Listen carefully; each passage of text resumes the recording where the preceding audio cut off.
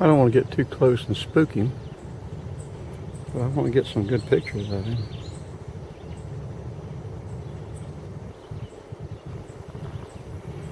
This is just the second rattlesnake I've ever seen in the wild.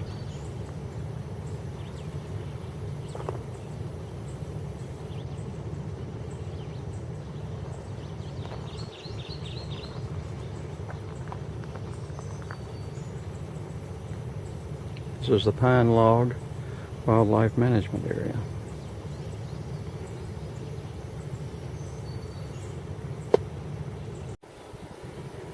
But you probably need to go on up into the bushes because somebody else comes along and it may not be as friendly towards you.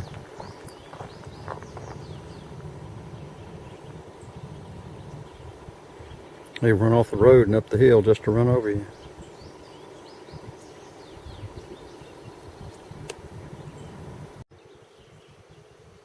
And that phone must have sent him on his way. Let me get a good picture of that rattle. He's rattling it a little bit now. There you go, buddy. Stay up there in the bushes.